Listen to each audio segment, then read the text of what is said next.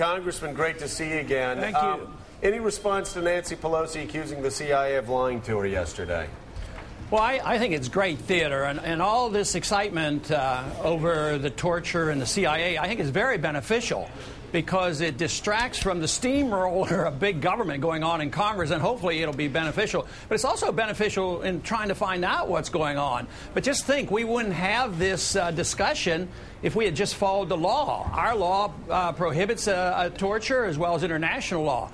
But the fact that this discussion is here and who said what is good, I have no idea who's telling the truth, but I know it's very good for the country to get to the bottom of it. But unfortunately, sir, now the story is really about Nancy Pelosi and the Speaker of the House and what she knew when, instead of, quite frankly, perhaps the discussion and the exploration of what we need to be doing as a country, whether it be following the law pertaining to torture or changing the rules. Yes, I know there are some shortcomings, but overall I think it's a benefit because she might slow up on nationalizing health care and further nationalizing education. Maybe things will slow up because we are quickly socializing the country and spending ourselves into oblivion and bailing out all of Wall Street, so maybe that'll be a distraction from that. But you're right, maybe this will not lead to getting to the bottom of it because the administration's not all that interested in prosecuting the people who broke the law. You know, Ron, I'm writing a book, have written a book talking about the future of the conservative movement, and I tried to go back to figure out when the big mess began that led to this collapse. And there were a few people, Peter Walson at AEI, and even the New York Times article that was written in 1999 warning about Freddie and Fannie. A lot of warnings out there. Alan Greenspan also issued warnings. But I was stunned by reading a statement you made in the Banking Committee on September 10th, 2003. In fact, I reprinted the whole thing in my book. I want Americans who hear leaders saying every day, we could have never seen this coming. This was a shock. How did this happen? I want to read what you said 5 years before the collapse.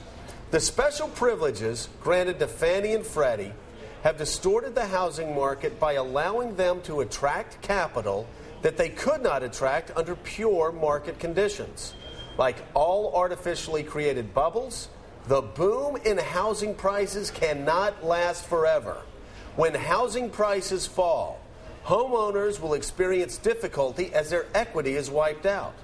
Furthermore, the holders of the mortgage debt will also have a loss.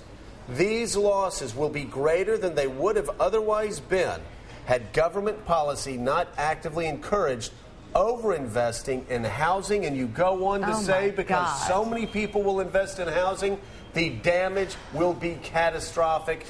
Congressman, how could it be that you knew this on the Banking Committee in 2003 and nobody else did until after the collapse? Well, I would think the easiest explanation is Washington, D.C. is permeated by Keynesian economic thinking. Very few even know the name Austrian economics and understand the business cycle. I was concerned about the building of the bubble since 1971 when gold was delinked from the dollar. So since that time, the bubble has been gradually being inflated, but it got out of hand in the 1990s as well as after 2000. Bernanke taking interest rates down to 1%. To me, the biggest surprise was, although I was very concerned in 2003, I was concerned before that, I'm surprised it lasted to 2007. That's when the bubble really burst. But it was amazing how long it lasts. And to me, the more amazing thing right now is not only has the financial system collapsed, which is very, very bad and very dangerous, I believe that what we're moving toward now is the collapse of the dollar. And the collapse of a dollar, because it's the international reserve currency, I think is going to be much worse than what we have already witnessed. Can you all believe this prediction in 2003? Prophetic. Absolutely prophetic. Talking to everybody on the Banking Committee, telling them, hey, we're in trouble.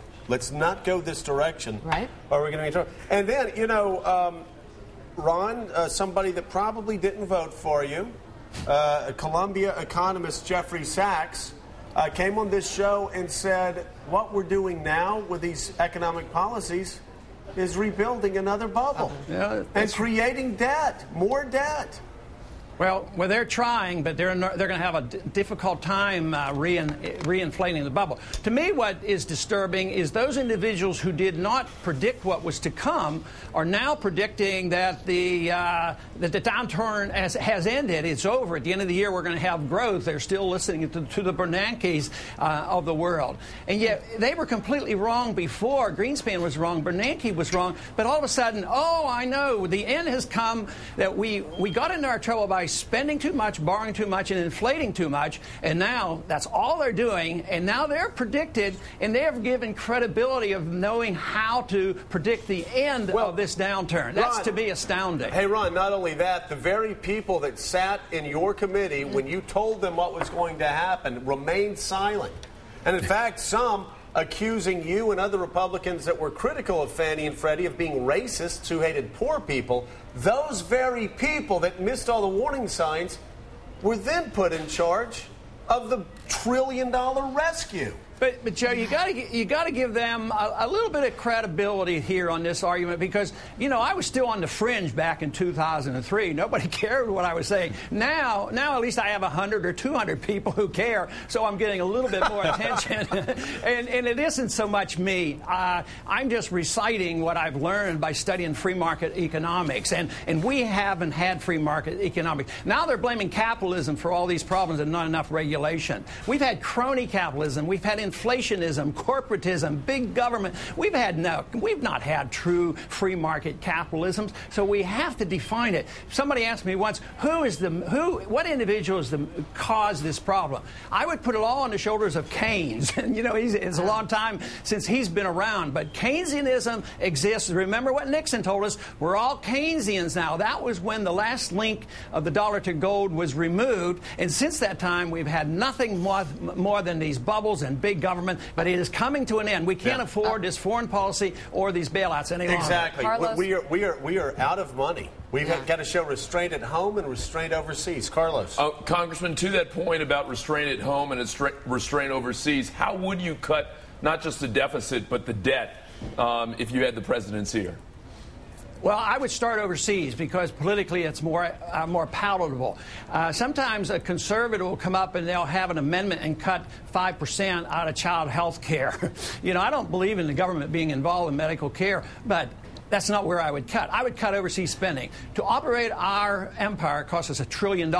So I'd bring our troops home. I wouldn't be. We had this supplemental yesterday. The president asked for $84,000. What did the 84 billion? 84 billion. What did the Democrats do? They raised it by 14%, another $12 billion. The Republicans had one chance to cut.